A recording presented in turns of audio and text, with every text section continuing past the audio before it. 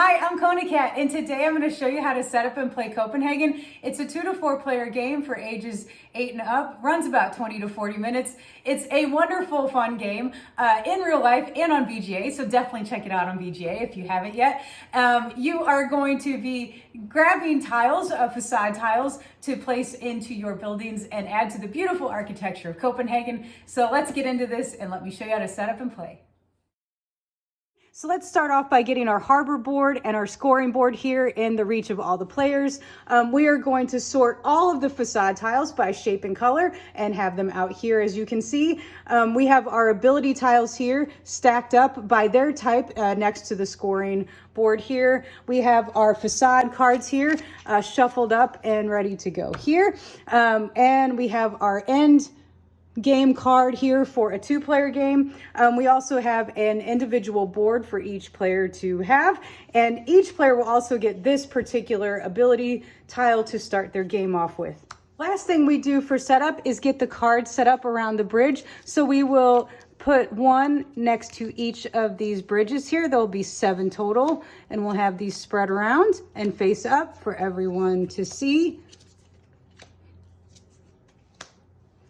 Last but not least, we're going to place our scoring meeples here on our designated color spot. Doesn't start on the one, starts on this little rock spot here before we start building. And then that is our basic setup. Now there is a variation in setting up depending on the number of players you have. If you have 2 players, you are going to remove 1 tile of each color of the 1, 2, and 3 facade tiles here. So these 3, you will remove 1 of those from the game, and you will take the top 9 cards of the deck, 3, 4, 5, 6, 7, 8, 9, and you will shuffle in this end card here into here and place this stack on the bottom of the deck here. For a 3-player game, you will remove 1 of the size 2 tiles here, 1 of these, and you will remove 1 of the size 4. So just the 1 and 4 for a 3-player game. Also for a 3-player game, you will remove 2 cards of each color from the game. This game is pretty straightforward. You are going to be taking cards and playing cards to use to spend to place these facades out on your personal board here. Now, the very first turn you're going to take, you're going to start by drawing cards. So whoever you deem to be the first player, you start with that person and move clockwise. The game recommends the oldest player, but if nobody wants to divulge their ages, I say just do however you want to do to determine the first player. Once you've determined the first player is going to take 2 cards from the deck here, and then they will continue with the actions that they can take on their turn, which is take cards or construct a facade. The second player would take 3 cards. If you had a 3rd player, they would take 3. And if you had a 4th player, the 4th player would take 4. So the game plays with 2 actions you can take on your turn. On your turn, you can take cards from out in the bridge area here, or you can construct a facade using your cards from here. So on your turn, you can take any cards from out here. You can take up to 2, but those 2 cards must be next to each other. You can't take from here and here unless you decide to use your ability token here. It's a one-time use. You'll flip it over as being used. Now, the other action you can take is building a facade. Now, when you build a facade, you're going to turn in your cards from your hand to build it based on the number of the size of the facade you want to build. So if I want to build this one, I need 2 red cards to use this one. If I want to build this one, I need 3, 4, and 5 cards to turn in to build it. Let's go ahead and use these 2 red cards to build our 2-slot facade here. We're going to take this tile and we can place it out on our board here. Now, there are some rules on how you can place it, but the one thing to note is that you can place it any direction you want. So you can flip it over, you can flip it up, sideways, back and forth, however you want to place it. You can place it so you can go this way, you can flip it this way. With the other tiles, it will make a bigger difference. Obviously, you can go this way and then flip it this way, however you want. So just so you know, you're not limited on how the actual tile is facing, but you are limited on how it's placed here. First off, it must fit the construction grid. So when you're in here, it cannot be hanging off. You can't have a piece like off to the side, coming off here. The whole tile must fit in the constraints of your board here. The other constriction is that it must touch the bottom row somehow. So let's say we have this one here, we can place it here, but we cannot place it up here. If we had multiple tiles going, let's say we have this one, let's grab this green, that would be okay. This is also okay.